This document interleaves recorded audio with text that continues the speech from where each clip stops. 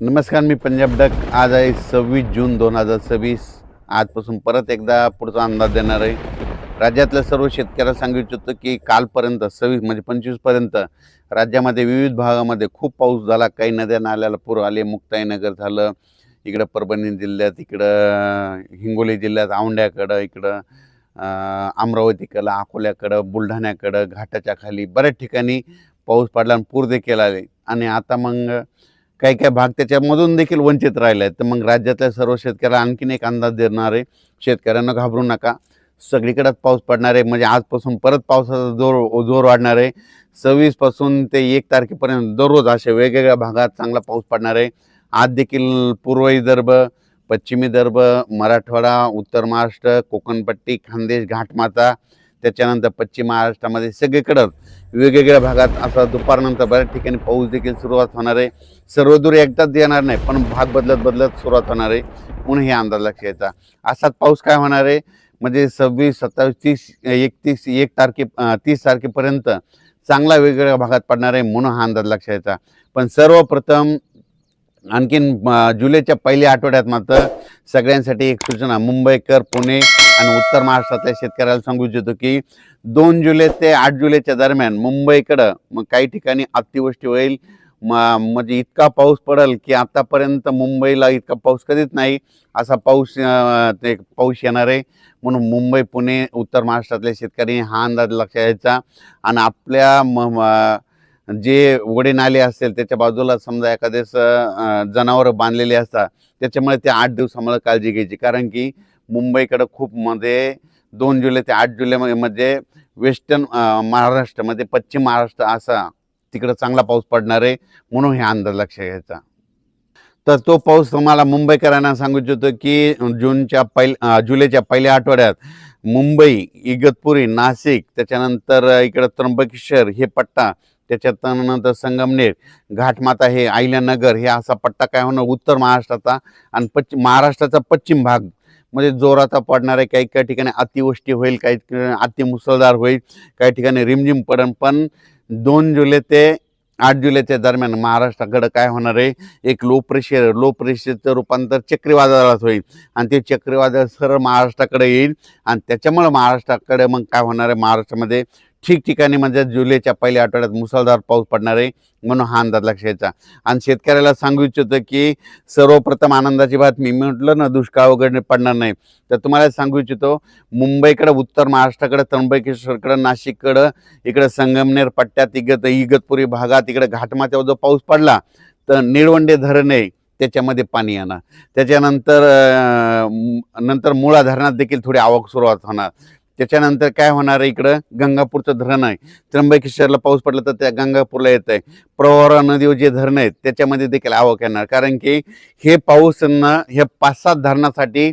आणि त्याच्यानंतर तुम्हाला एक सांगू इच्छितो की नाशिककडे जे छोटे छोटे 2 TMC, 4 TMC, 5 TMC, 11 TMCचे, काही 15 TMC, 22 TMCचे जे छोटे छोटे धरणे आहेत, ह्या पावसात मात्र ते चांगले तुडुंब भरून जातील. म्हणून हा अंदाज लक्षात द्यायचा. कारण ते पाऊस येणारच आहे. कारण की जुलैच्या पहिल्या आठवड्यात पश्चिम मुंबईकडं, उत्तर महाराष्ट्राकडे चांगला पाऊस पडणार आहे. त्याच्यामुळे त्या धरणामध्ये आवक येणार आहे. आणि शेतकऱ्यासाठी ही सर्वप्रथम आनंदाची बातमी.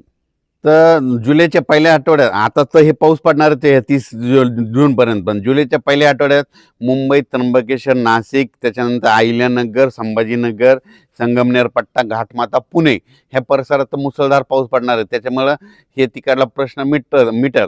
पण त्याच्यानंतर काय झालं, पश्चिम महाराष्ट्रामध्ये सोलापूर जिल्हा, सांगली जिल्हा, त्याच्यानंतर साताराच्या इकडला पूर्वेकडील भाग, बऱ्याच शेतकऱ्याचे फोन आले. कोल्हापूर, सांगली, आटपाडी, त्याच्यानंतर दाळिंबपट्टा, कासेगावमध्ये द्राक्षपट्टा, त्या भागात काय झालं, शेतकऱ्याचे फोन आले होते. पण काल कासेगावला सुद्धा पाऊस सुरू झाला, पंढरपूरला देखील पाऊस झाला. आणि सोलापूर जिल्ह्यातले सांगू इच्छितो की सोलापूरकडे देखील पाऊस येणार आहे. आता म्हणजे आज 26 ते 30च्या दरम्यान चांगला तुमच्याकडे जर पाऊस पडणार आहे. तुमच्याकडे दुष्काळ वगैरे पाऊस पडणार नाही. म्हणून सोलापूर जिल्हा, सांगली जिल्हा, त्या शेतकऱ्यांनी हे अंदाज लक्षात घ्यायचा. तुमच्याकडे देखील ह्यानं 4 ते 5 दिवसामध्ये खूप जोराचा पाऊस पडणार आहे. म्हणून हा अंदाज लक्षात घ्यायचा. एकदम सगळीकडे पडणार नाही, दररोज वेगवेगळा भाग घेणार आहे. म्हणून हा अंदाज सर्व शेतकऱ्यांनी लक्षात घ्यायचा.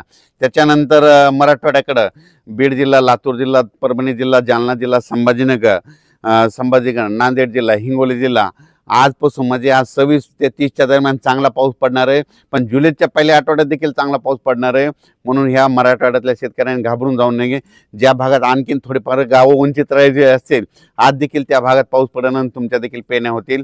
म्हणून हे देखील सर्व शेतकऱ्यांना लक्षात. विदर्भ, पूर्व विदर्भ आणि पश्चिम विदर्भ, पूर्व आणि पश्चिम विदर्भामध्ये आज देखील वेगवेगळ्या भागात चांगला पाऊस पडणार. कुठं उडे नाले वाहतील, कुठं रिमझिम पडेल, कुठं पेंडवालता पडेल, पण पाऊस पडणार आणि सगळ्या शेतकऱ्याला जीवदान ठरणार आहे.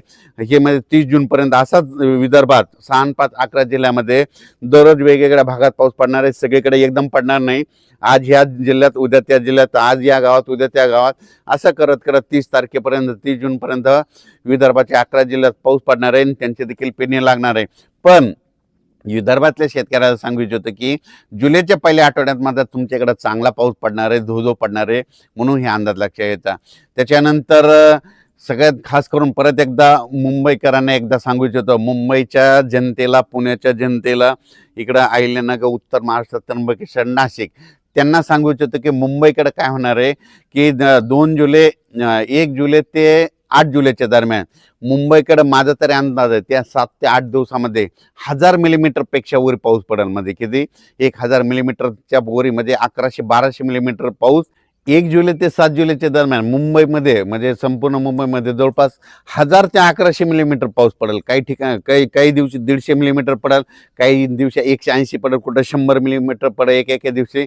असं करत 7 दिवसामध्ये इतका पाऊस पडणार आहे. म्हणून मुंबईकरांनी म्हणजे त्या 8 दिवसामध्ये सतर्क राहावे, माझी ही विनंती आहे. ज्या ठिकाणी तुंबतं पाणी, ज्या ठिकाणी साचतं, त्या ठिकाणी सगळ्यात काळजी घेण्याचं. सगळ्यात याच्यानंतर तुम्हाला काय केलं जाईल, पुन्हा आणखीन 1 तारखेला तुम्हाला आणखीन एक मेसेज दिला जाईल आणि कोणत्या टायमाला पाऊस येईल त्याचा सगळा डिटेल दिला जाईल.